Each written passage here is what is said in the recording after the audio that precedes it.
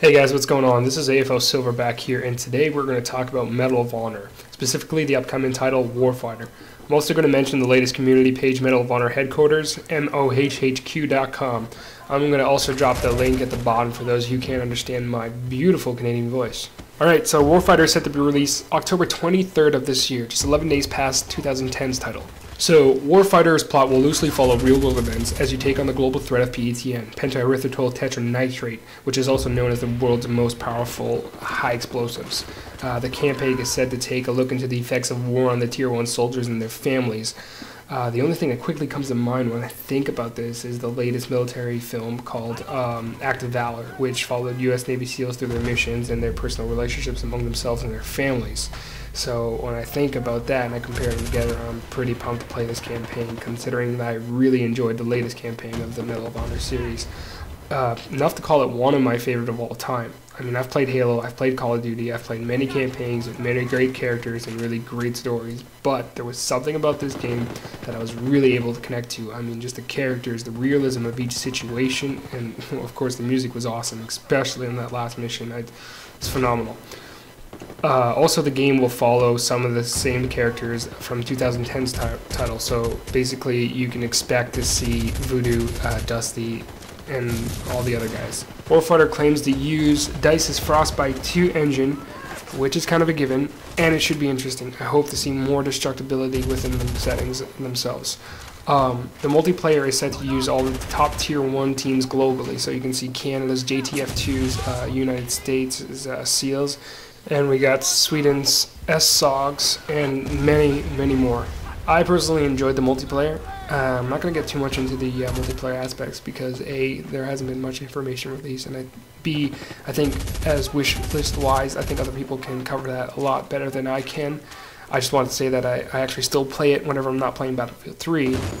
I also thought that it brought back more gun-to-gun battles, which is something we haven't seen too much in shooters. At least in 2010, we haven't seen too much of that in shooters.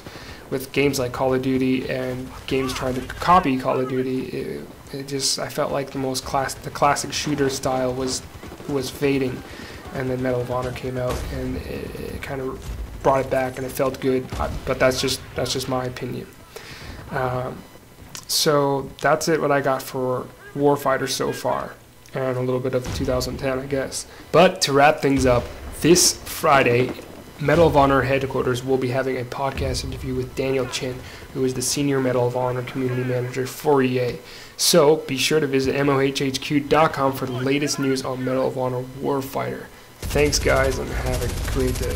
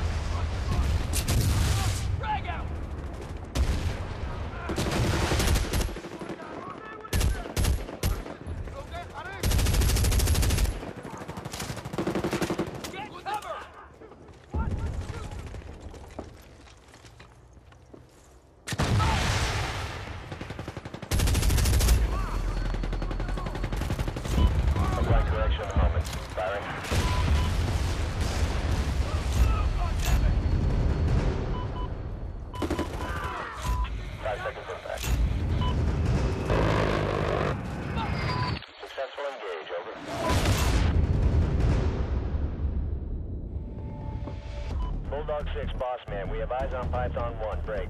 They are exfilling the area now. Mission success. Over. Copy that, boss man. Do we have BDA assessment yet? Negative. Ultra 1 comms down. Waiting out on status. Over. We'll change the ground comm and